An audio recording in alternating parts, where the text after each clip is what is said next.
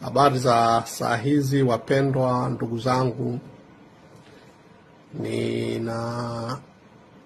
Nimekuwa na mzigo mkubwa moyoni mwangu wa kusema jambo kwa ajili ya taifa langu. Nina maumivu makubwa sana ndani ya moyo wangu. Nimepata huzuni na mzigo mkubwa, na ninaamini ninachokifanya nafanya kwa kumtii Mungu, kwamba niseme, kwa sababu salama ni kunyamaza, salama ni kutokusema chochote. Kila mtu anaelewa jinsi ambavyo kusema katika kipindi kama hiki ni hatari, na wakati mwingine inaonekana sio hekima. Lakini niseme wazi ya kwamba Mungu ameweka mzigo mkubwa na mzito ndani ya moyo wangu, akinihimiza tena na tena kuomba, ambako nimeshirikisha watu kadhaa kuomba sana kwa ajili ya taifa na kwa ajili ya viongozi wetu.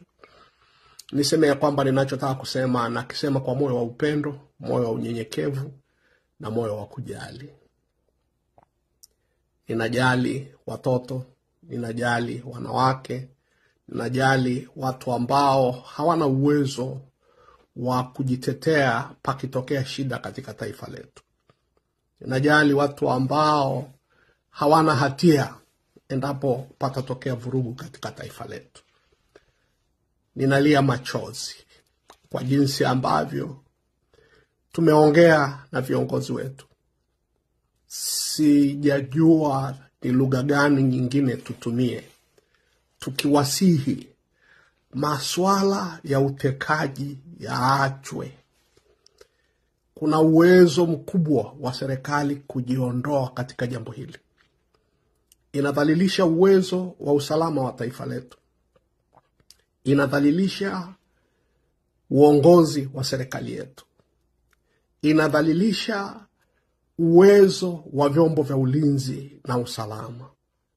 Inadhalilisha uwezo wa viongozi waliopewa dhamana katika serikali na katika vyombo vyote. Na hatimaye inagusa mihimili mingine yote, kwa sababu mihimili nyingine yote kwa maana ya bunge na mahakama ingeliweza bado kutumia nafasi yake kuhakikisha ya kwamba jambo hili linachukuliwa hatua. Lakini kwa bahati mbaya, bila kuelewa ni kwa nini jambo hili limeendelea. Kwa moyo wa uchungu, kwa moyo wa maumivu, huku nikijua jinsi ambavyo jambo hili ni ngumu kueleweka. Lakini niseme ninao wajibu wa kumtii Mungu kabla ya vitu vingine vyote. Niseme jamani, si kwamba sielewi ugumu wa hiki ninachokisema. Si kwamba sielewi ugumu wa ushauri ambao nimekuwa nikitoa. Naongea na viongozi wengi tangu mwaka jana kuhusu jambo hili. Bahati mbaya linaongezeka kwa kasi ya ajabu. Wapendwa wangu, kila anapotekwa mtu mmoja, kama vile ambavyo angekufa watu wangehudhuria mazishi bila kualikwa, idadi hiyo hiyo ndio inayoumia, ndio inayoguswa ya wale watu ambao wangekuja kwenye mazishi ya mtu huyo kama angekuwa amekufa. Imagine mamia ya watu wanaotekwa katika taifa letu. Imagine mamia ya watu wanaoumia katika taifa letu.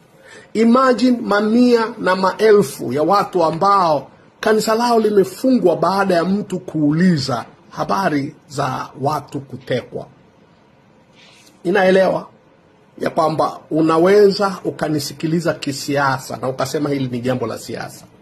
Unaweza ukanisikiliza kimrengo fulani na ukasema hili ni jambo la kichama fulani, au huyu ameingia kwenye siasa au chama. Wapendwa wangu, wito wa kwanza wa Mungu kwa mtumishi yeyote na mtu awaye yeyote Wito wa kwanza ni kuwaendea wanadamu.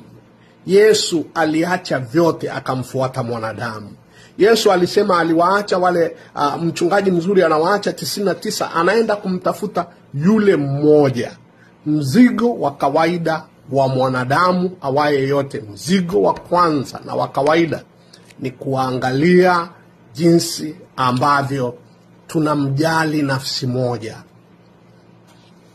Kuna mama analia, kuna kaka analia, kuna dada analia, kuna shangazi analia, kuna mjomba analia, kuna mama mdogo, mama mkubwa, kaka na dada wanaolia, na wazazi wanaolia kwa sababu ya watu kupotezwa.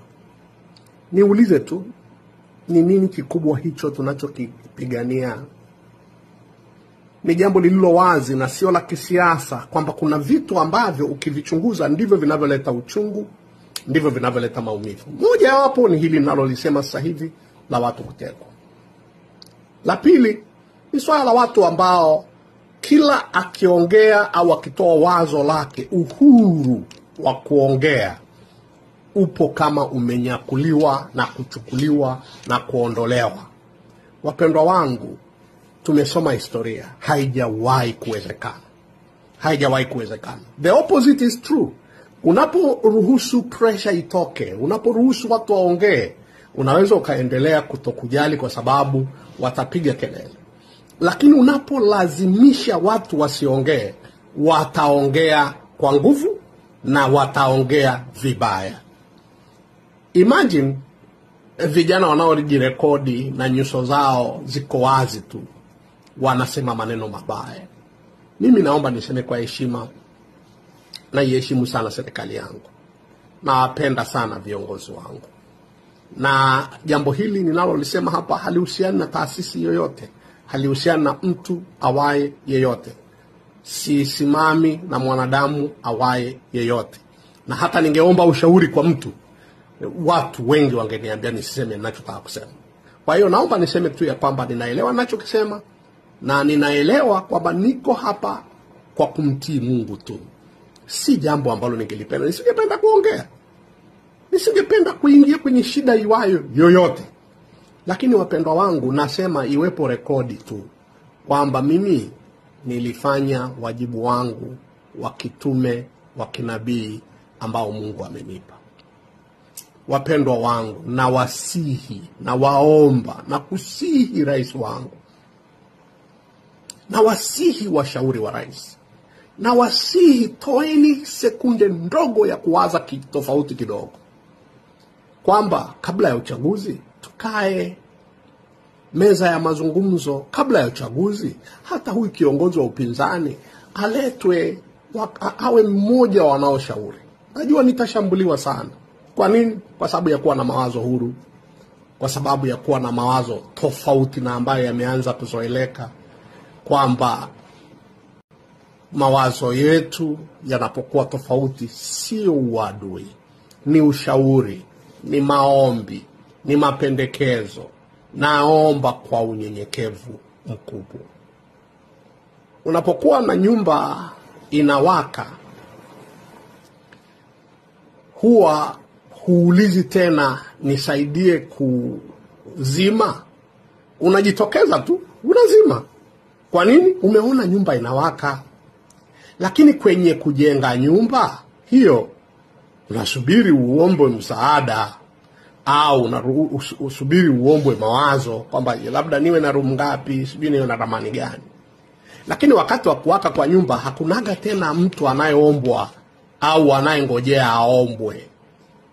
Kama tunaangalia kwa haki na kwa moyo wa kweli, taifa letu lilikofika ni nyumba inayowaka, na ndio maana hakuna namna ya kuzima bila kutumia vitu vya sahihi vya kuzima. Ukizima moto kwa petroli unawasha zaidi. Ukiendelea kuteka wakati maumivu ya watu ni kutekwa kwa watu, utalipua moto mkubwa zaidi, na mwishoni ni hatari zaidi. Kila mmoja anajua. Tunajaribu kuzima moto kwa kutumia petroli. Wapendwa, Na usiwashangae. Usishangae kwa nini wachungaji wanaongea. Usishangae mtu yeyote anayejali, mtu yeyote mwenye uchungu na mwanadamu. Ndugu yangu mpendwa, nataka nikuhakikishie ataongea. Ataongea. Na yule ambaye haongei anaweza kufanya kitendo cha kituko. Kwa hiyo afadhali wale wanaongea. Mimi nimekuwa miongoni mwa wanaoongea na sikuwa naongea hadharani. Ni tangu mwaka jana mwezi wa 8, na niliweke hili kama ushahidi, na viongozi wakuu kadhaa watahesabu ya kwamba ni kweli ninachokisema, watasema ni kweli. Kwa sababu niliongea nao, baadhi yao wenye mamlaka makubwa ya kuleta mabadiliko. Wako walionisikiliza wakanijibu, japo hakuna sijaona mabadiliko yaliyotokea. Badala yake yameendelea tu, watu wameendelea kutekwa. Nimeongea kwenye mikutano ambayo vyombo vya ulinzi na usalama vilisikia vingeweza vikachukua hatua. Na ninaposema vingeweza kuchukua hatua, haimaanishi kwamba kila wazo ni la kupokea. Simaanishi hivyo. Ukiwa unajenga nyumba yako, sio lazima kila anayekushauri namna ya kuijenga upoke. Ila inapowaka moto, ndugu yangu, mruhusu yeyote aje na chochote kinachozima. Aje na maji, aje na udongo, mradi kinazima. Na haya mawazo tunayoyatoa ni sehemu ya kuzima. Akili yoyote ya kawaida itakwambia ukifanya haya moto utazimika. Jambo la kwanza, wapeni ruhusa wapinzani wafanye siasa. Wapeni ruhusa kiongozi wa upinzani afanye siasa, atolewe gerezani. Kwamba ni namna gani, naomba lisiingilie huko. Lakini niwaambie, kukaa kwake gerezani hakujasaidia. Hotuba zake huko mahakamani, naziita hotuba, zinasikilizwa na watu zaidi ya 30,000. Angalia kwa online kila siku. Kwa hiyo ni zaidi ya mikutano. Ujumbe unaofika kwa wananchi kila siku ni mkubwa mno. Na sasa pia hakuna mtu utakayemuuliza mwenye kusema ukweli akwambie kwamba ameona kabisa kwamba kuna sababu ya huyu mtu kuendelea kuwekwa huko. Hatuingilii mahakama. Mimi ni ushauri kwa serikali, kama ambavyo wengine wametangulia kushauri. Nimalizie tu kwa kusema ya kwamba kabla ya uchaguzi, na sio baada, kabla ya uchaguzi bado kuna muda. Kuna muda wa kuitisha baraza la ushauri, kuna muda wa kutengeneza na kusema wazi kwamba hapa serikali tumekosea, hapa tumefanya vibaya, hapa tumefanya vizuri. Na wa kuomba msamaha ombe, wa Tanzania naomba msamaha. Halafu ndipo tuendelee mbele. Mimi nimeomba hii video irekodiwe, itakuwepo. Nitakuwa miongoni mwa watu ambao nitanawa mikono yangu mbele za Mungu kama kuna damu ya mtu mmoja itakayomwagika, kwa sababu hatukutaka kufanya tunayoamini yatasaidia kuleta amani katika taifa letu. Naomba tusimame kwenye haki, kwa sababu amani itatokea. Naomba tusimame kwenye maamuzi sahihi, kwa sababu amani itatokea. Ambaye hatakuwa ananielewa, basi usinitukane. Toa tu mawazo yako ya tofauti yatakayosababisha kuja kwa amani na kuja kwa muafaka.